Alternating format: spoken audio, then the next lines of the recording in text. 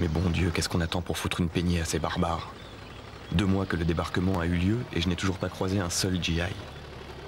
Le magnifique plan d'Eisenhower aurait-il échoué?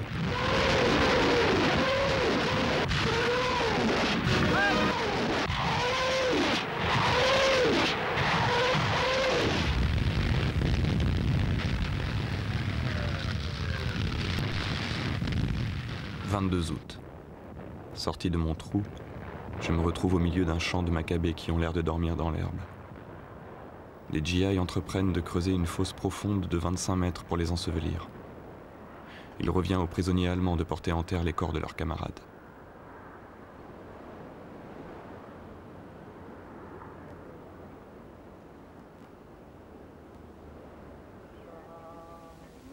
La population locale nous manifeste sa sympathie.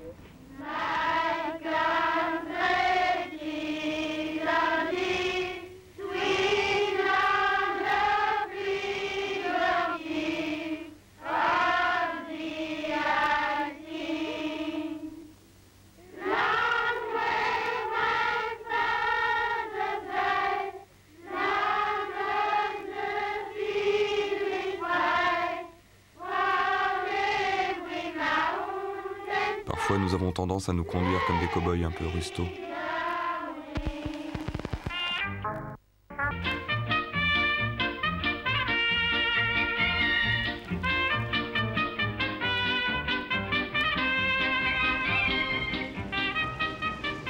Je rentre en Angleterre. La raison en est toute simple. L'US Air Force interdit en théorie à tout pilote abattu de reprendre ses missions, car il a pu être retourné par les Allemands. Après 2 jours d'attente, je suis soulagé d'apprendre que je vais enfin rejoindre mes camarades à Sainte-Mère-Église, en Normandie. Être dans le sein des saints n'est pas chose désagréable. Cela permet de glaner quelques renseignements. Ainsi, j'entends parler d'une nouvelle substance incendiaire, le napalm.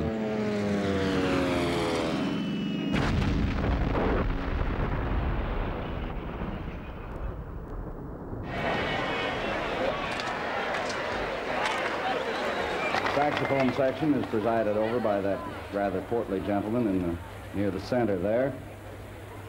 His name is Sergeant Hank Freeman. He's in charge of the boys, gentlemen.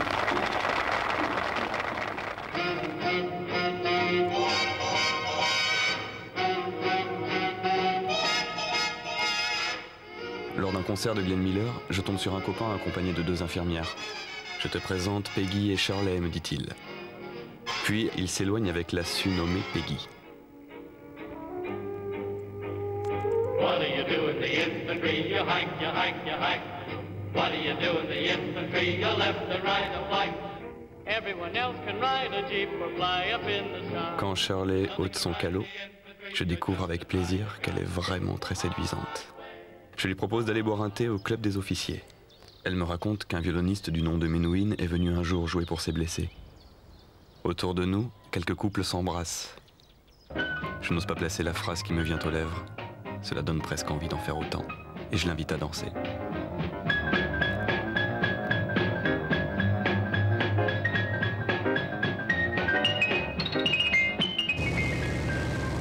Je la quitte à regret pour rejoindre la Normandie. À peine arrivé, spectacle cocasse. Un pilote qui vient de faire démarrer son L4 à la main voit celui-ci décoller sans lui. Bienvenue dans la zone de guerre.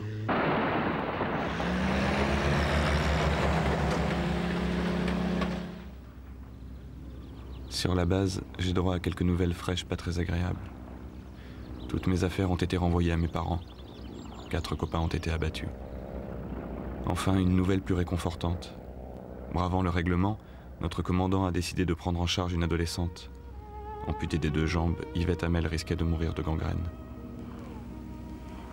Je perçois soudain un léger parfum de tilleul. Et l'espace d'un instant, Shirley est là, sous cette tente, aux côtés de Menuhin.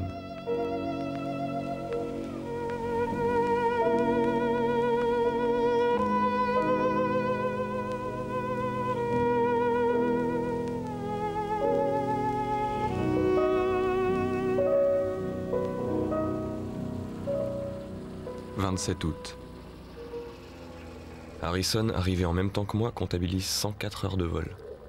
Au bout de 150 heures, on a droit à un billet de retour pour les États-Unis. Avec mes 20 heures et des poussières, je suis loin du compte.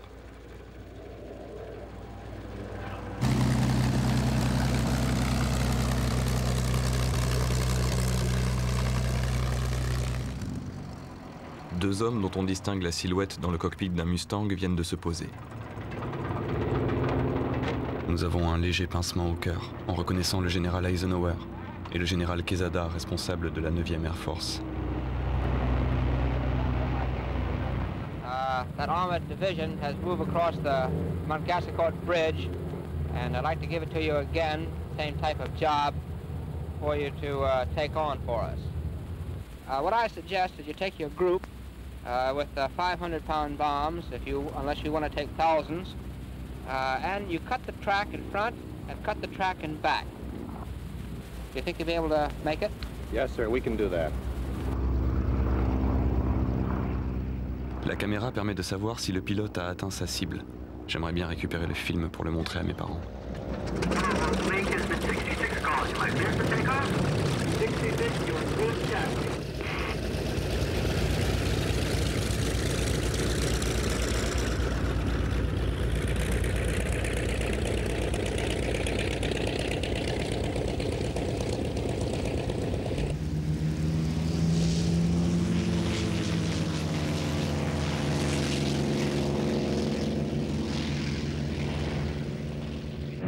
Je reprends la main petit à petit et me sors honorablement d'une série de mitraillages.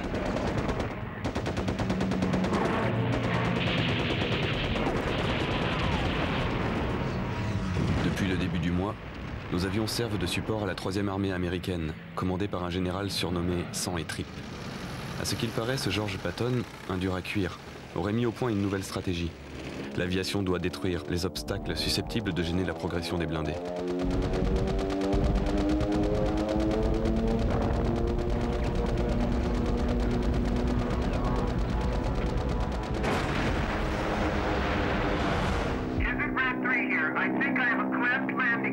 Mon vieux pote a sérieusement morflé.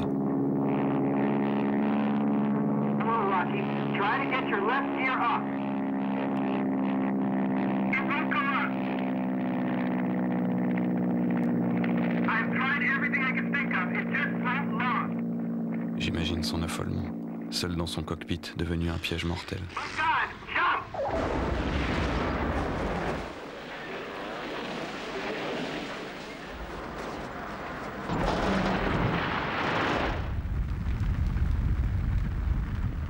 La chaleur est telle qu'on a l'impression d'avoir les poumons en feu.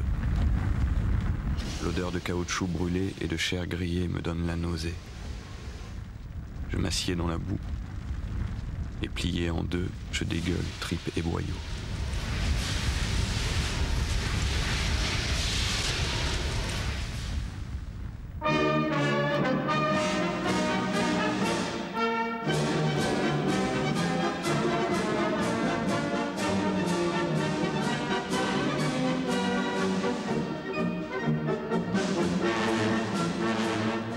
Il règne une curieuse atmosphère dans cette ville, libérée depuis le 25 août. Les jeunes filles ont les yeux pleins de rêves et le cœur qui chavire chaque fois qu'elles voient passer un uniforme. Les gens ont l'air confiants. Ils semblent ignorer que dans l'est du pays, la guerre continue de faire rage.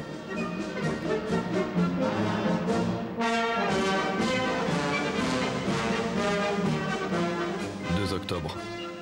Installés à Dole, nous sommes plus proches de la ligne de front. La piste est dans un sale état. Et ce sont les bombes que nous avons larguées jadis qui ont bousillé le revêtement. On nous avait appris à voler, et voilà qu'on nous demande de creuser des terriers.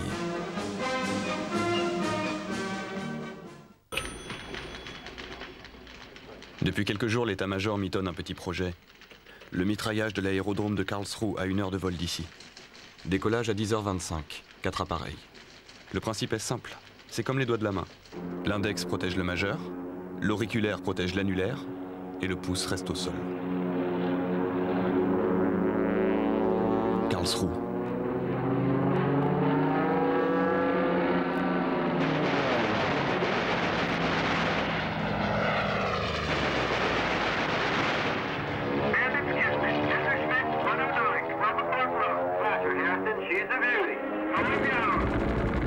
Il m'a vu.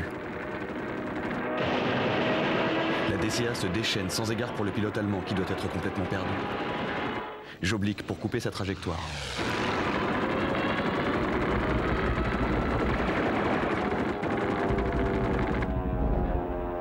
Et je me trouve nez à nez avec un Junker 88 que je n'avais pas vu venir.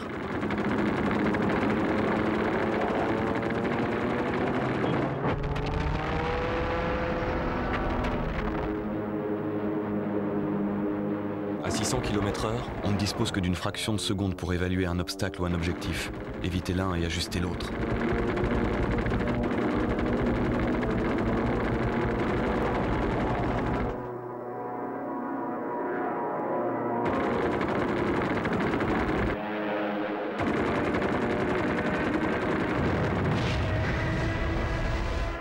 « 29 octobre. Pour Gunther, Richter et quelques autres, fini le monde du cambouis et des bombes, des terrains boueux. Ils repartent au pays, les poches pleines de messages pour nos familles.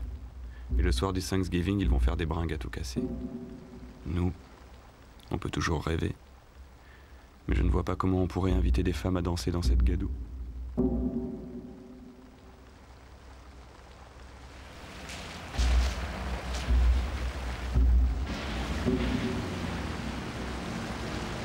Ce matin, le colonel Klein nous a réunis pour nous annoncer que si on pensait retrouver notre petit ami à la fin du mois, on se mettait le doigt dans l'œil.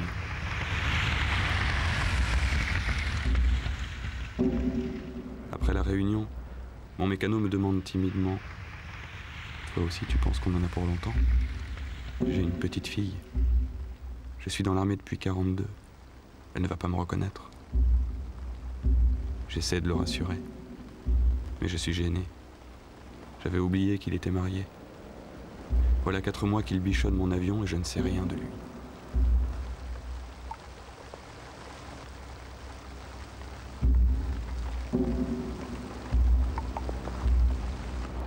Patton, qui se voyait déjà sur le Rhin, piétine devant Metz. 30 octobre. Un C-47 doit parachuter des vivres au bataillon du général Patch, embourbé dans les Vosges. Et les cinglés de l'état-major ont décidé de nous envoyer au casse-pipe, malgré ce temps pourri, afin de repérer nos oisillons tombés du nid.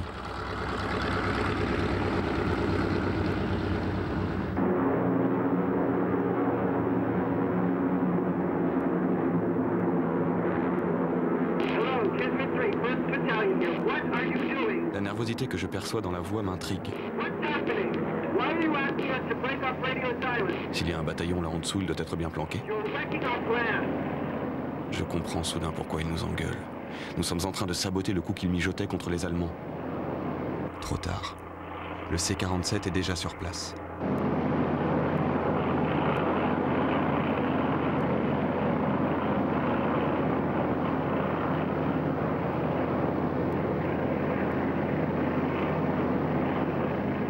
« 31 octobre. Sparks s'est fait descendre le 15, Springer le 17, et aujourd'hui, St. Paul s'est craché au cours d'un vol d'essai.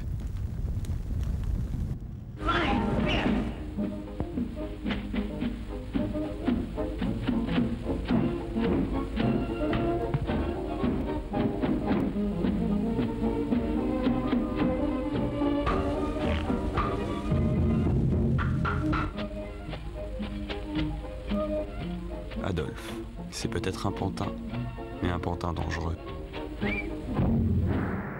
Celui-là, il va comprendre sa douleur.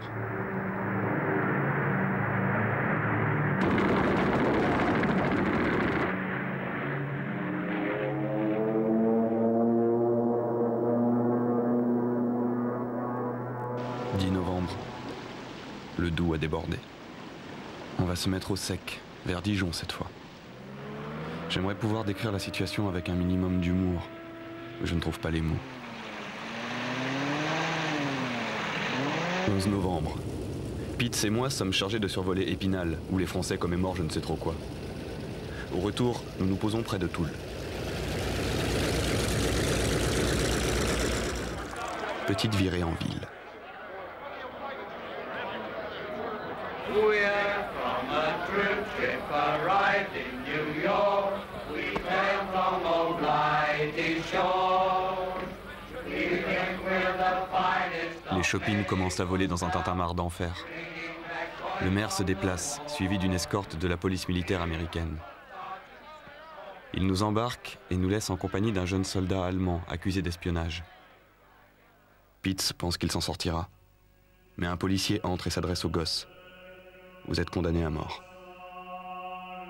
Tout à coup, les lèvres du môme se mettent à trembler. Il nous parle en anglais. Vous êtes pilote? Oui, dit Pitts. Est-ce qu'on souffre longtemps? Non, non, c'est vite fini. On m'a dit qu'il fallait parfois 2 salves. Alors il faut qu'il recharge les fusils et qu'il vise à nouveau?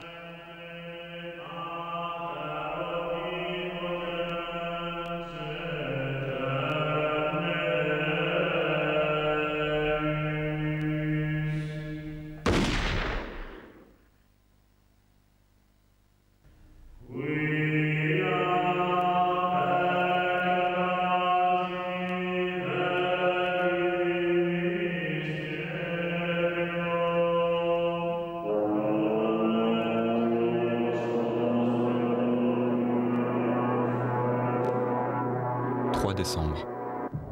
Nous venons d'abattre un Messerschmitt 109. J'assiste à l'interrogatoire du pilote.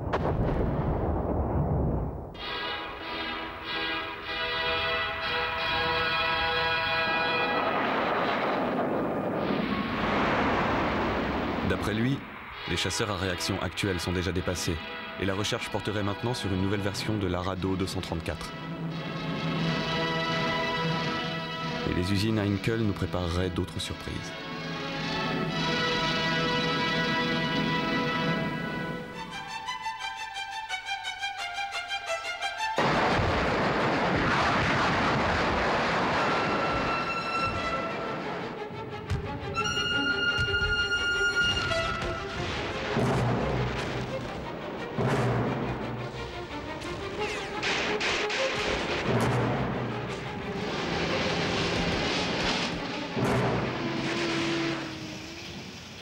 Magnifique contre-offensive allemande dans les Ardennes.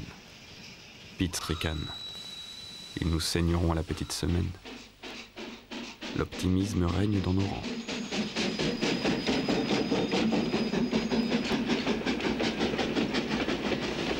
« 19 décembre.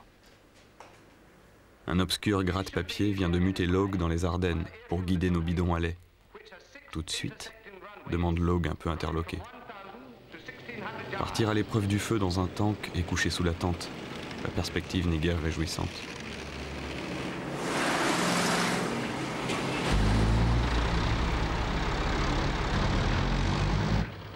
Ça commence à canonner gentiment dans les environs de Bastogne.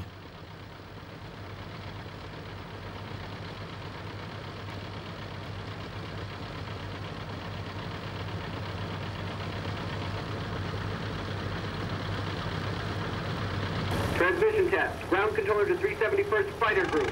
Kismet leader to headquarters. Do you read me?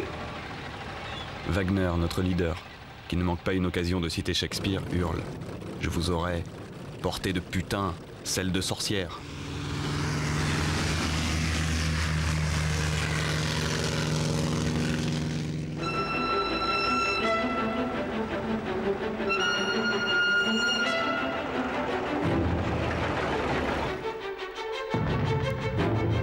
Roger. You've got one job, defend Bastogne. We have to halt their advance, but we won't hold out long if you don't get here. Kismet Red Leader here. Ground control. Do you have a target for us? Over. Kismet Red Flight. The target is the road that enters the village. It's likely Krauts have lined up their Tiger II tanks. They are real monsters. Try to locate them. How many are they? Hard to say.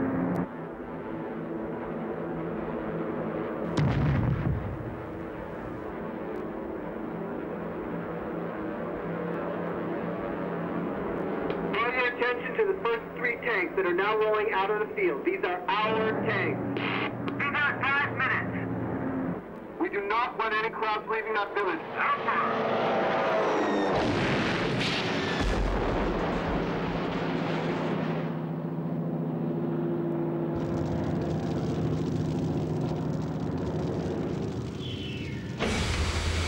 22 décembre. Pour la première fois, nos troupes au sol utilisent le train pour déménager. Nous nous posons à Tantonville.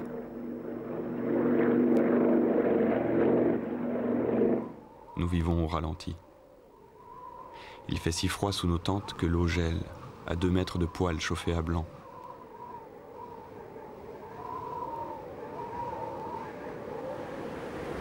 Un pilote pris de folie se précipite sur un des chiens qui ont envahi notre camp et le massacre à coups de poignard. Une inquiétude diffuse s'installe.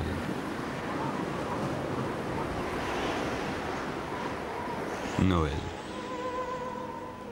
Shirley. Shirley. Te serrer dans mes bras, t'embrasser longuement, fougueusement.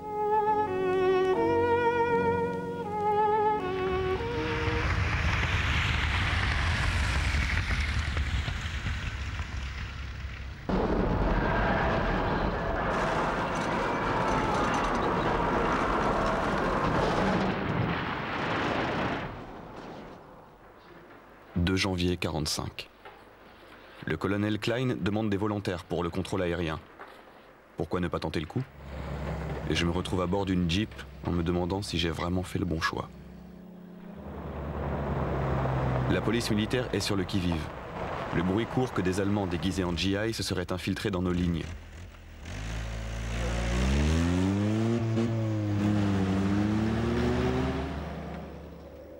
Où se trouve le front? Comment savoir? Ça bouge tout le temps.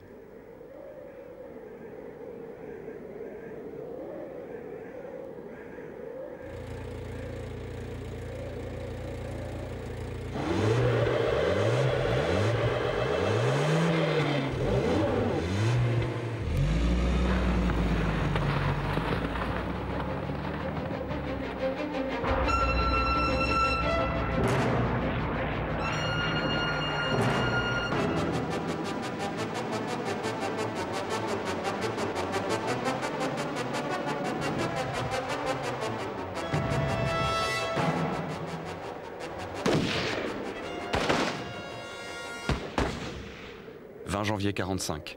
Les troupes françaises piétinent devant Colmar. Le général Patch fait le voyage pour venir nous expliquer la situation. En fin de journée, un message tombe.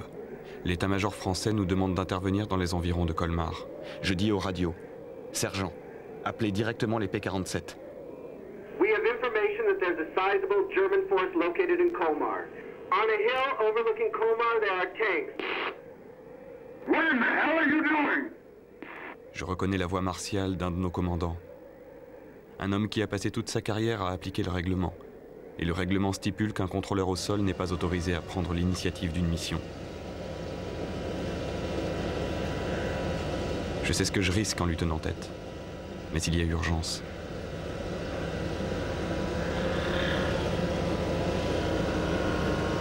Je bloque la moitié des lignes et j'utilise les autres pour organiser la mission.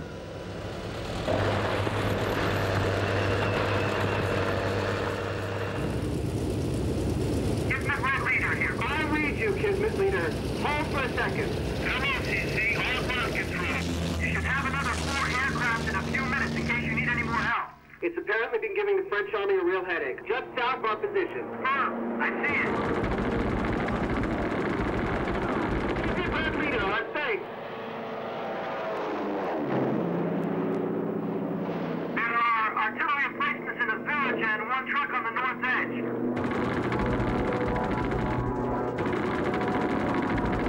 You want that road blocked or not? Stop first. We've won it blocked.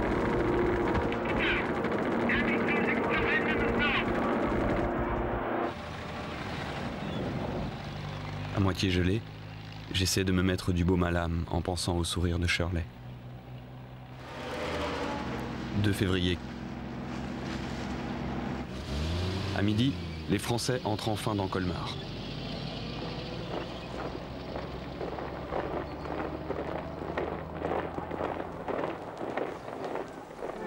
Les habitants, affamés, ont abattu et dépecé un canasson abandonné par les Allemands pour le boulotter.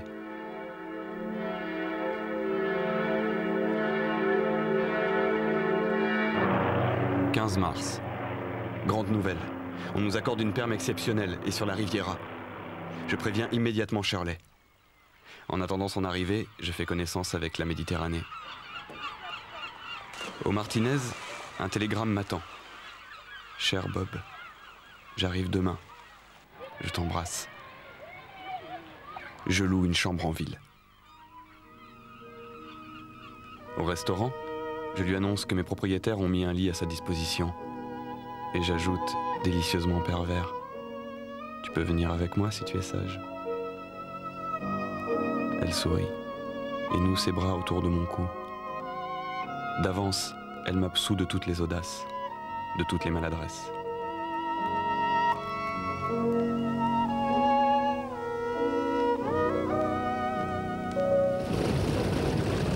« 20 mars.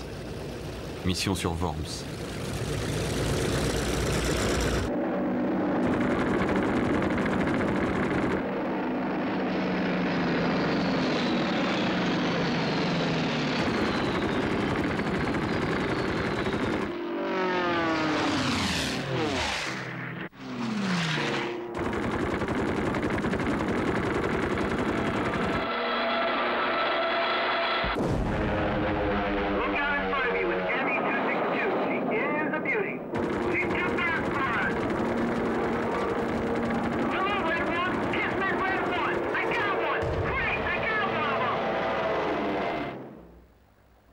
30 mars.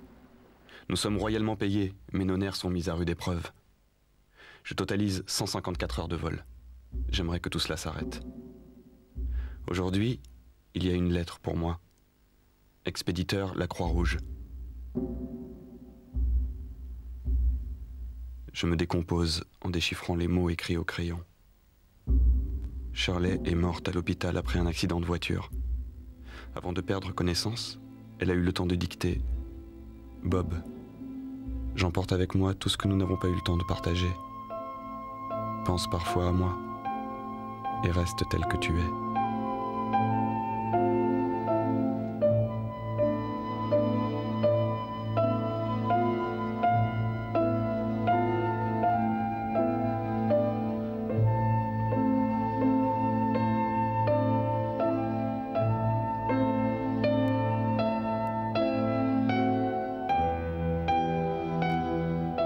Come on, you drip. Out of bed. Breakfast in half an hour. Come on, Nick. Rise and shine. Oh. All right, you dodos, let's go. This is it. Okay, fellas, let's go. Come on, Swifty.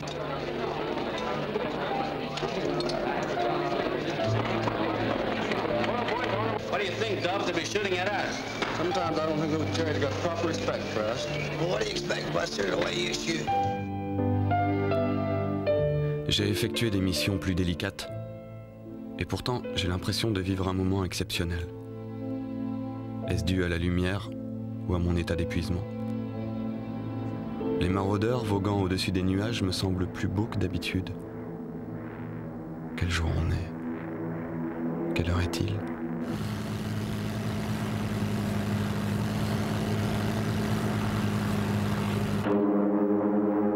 « 7 avril.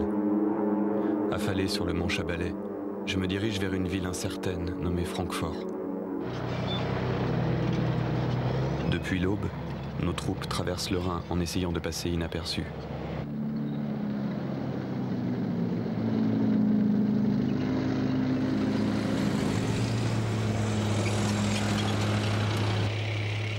Les soldats du Reich, censés durer 1000 ans, donnent l'impression d'être l'arrière-garde harassée d'une armée en déroute.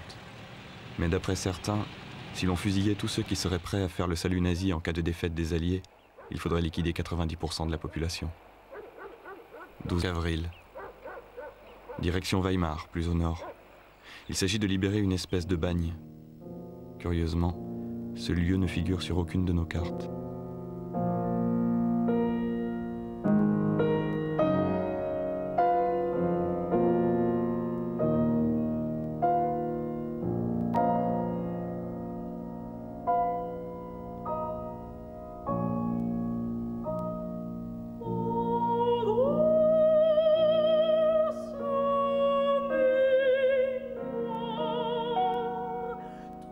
Tombe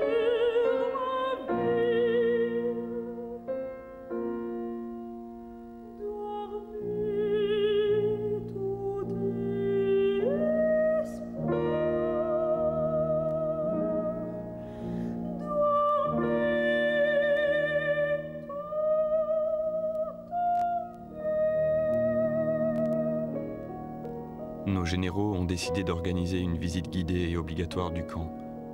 Pourquoi avoir tant tardé à intervenir ?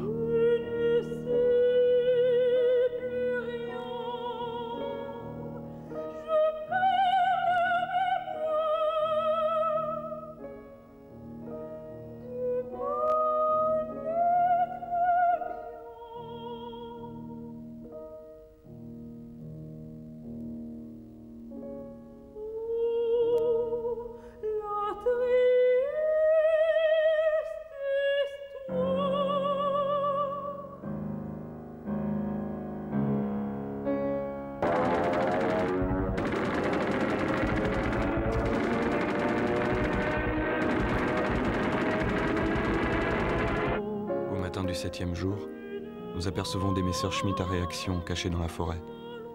Les pauvres hères qui rôdent dans les parages ont l'air de vagabonds échoués sur une terre hostile.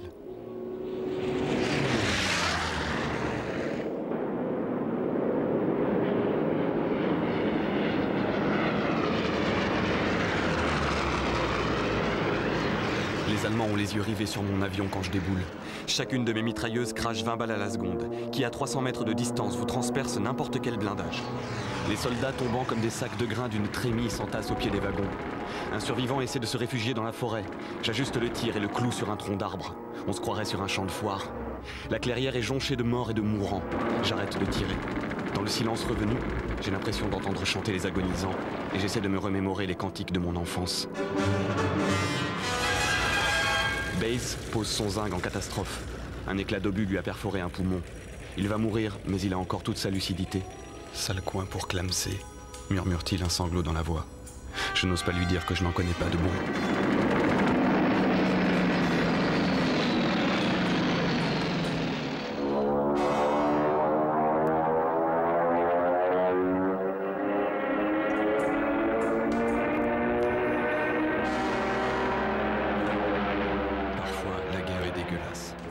À l'est de Jena, on attaque un panzer dans un quartier paisible. Les habitants pris de panique se bousculent, se piétinent. Je vise, je tire. 2 fuyards vacillent. Le 3e paraît se disloquer en pleine course. Non loin de là, nos projectiles achèvent les blessés et taillent en pièces ceux qui demandent grâce en agitant les bras. Des êtres en feu se précipitent dans les caves. Nous bombardons sans merci les entrées de ces trous à rats. Les teutons qui s'y sont terrés doivent maintenant ressembler à du charbon de bois.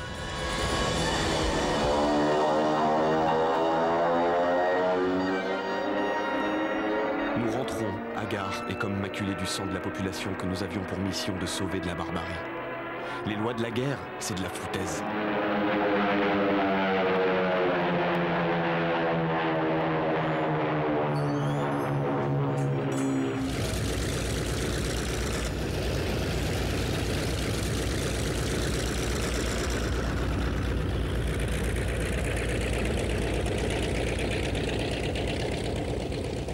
« 5 mai.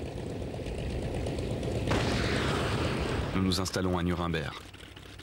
L'état-major, pour éviter de lourdes pertes, a préféré laisser aux Russes l'honneur d'entrer les premiers dans Berlin.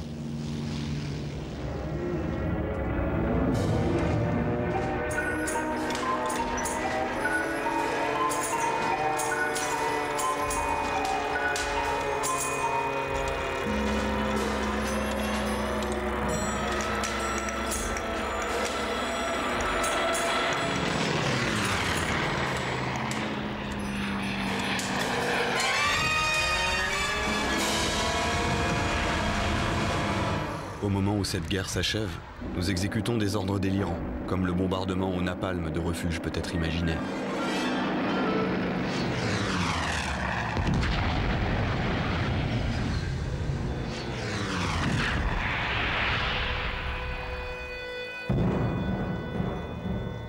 « 8 mai 45. Les caméras n'ont plus rien à enregistrer. Les 150 pilotes de notre groupe ont en 17 000 sorties tiré 5 millions de cartouches, largué 4 000 tonnes de bombes, descendu 71 avions, détruit 4 000 camions, 254 tanks, 231 locomotives, 2000 wagons, 118 canons, 28 ponts, 1 millier d'immeubles, 538 chevaux et 4 barrages de ballons.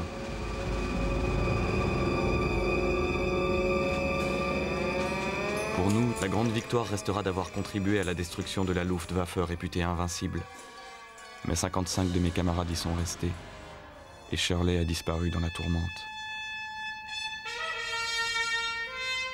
J'ai beau me répéter, j'ai sauvé ma peau. J'ai toute la vie devant moi. Ça ne marche pas. Seul au bord de cette piste devenue inutile, j'ai brusquement l'impression d'avoir pris un sacré coup de vieux.